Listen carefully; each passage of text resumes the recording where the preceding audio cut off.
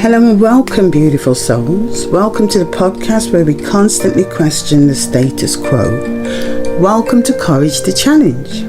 Today we're going to talk about something which used to be a taboo, something affecting more and more people every day, a subject that many of us don't like to admit, much less address.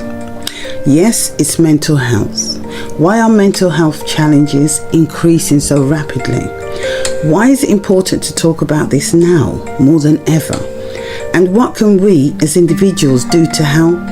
This platform is just one of my contributions. Why is mental health on the rise? Some people like to say it's because we talk about it more.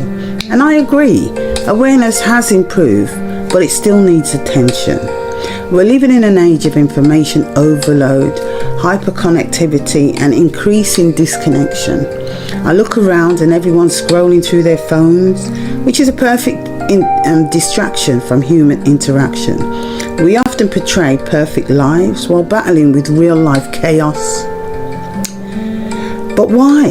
Who are we really trying to impress? And to add to that, economic uncertainty, leaders leading us astray, the constant pressure to perform, systematic injustices, the impact of trauma, pandemics, wars, and the saga continues.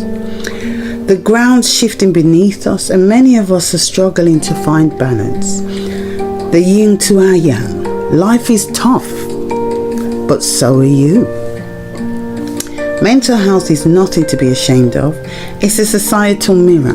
Never judge a book by its cover, because you never know what people are going through unless they tell you. We've been made to live an unauthentic life, dictated to from birth, in a culture that prizes productivity over people, isolation over intimacy, and silence over support. We shouldn't be surprised when our minds and hearts cry out. We live in pain. So why am I talking about this now? I've had the toughest time of my life in the last few years. People wanted to break me, and they almost did, but the powers that be refused to let that happen. Let me tell you, happy people don't hurt others. I realize that untreated mental health issues don't just affect individuals, they ripple outward, affecting not just you, but everyone you encounter. Mental health is healthy. It shapes how we see ourselves, how we relate to others, how we make decisions, how we cope. It's been hidden under layers of stigma and shame, but there is nothing to be ashamed of. It takes courage to analyze yourself and admit your flaws. It's so much easier to criticize others. What gets my goat is when people tell those with anxiety and or depression to just get over it, or don't say that. Would you like someone to dismiss your feelings like that? Encourage them to get help. Every single one of us has had mental health at some point in our lives, and we'd all like to support someone to support us. That's not weakness, that's human. It's just that no one likes to admit it. Let's start promoting wellness, which starts with empathy. Listen, not to respond, not to fix, but to truly hear. If we don't hear, how do we understand? If they've come to you, you are their safe space. They came to you. That's an honor.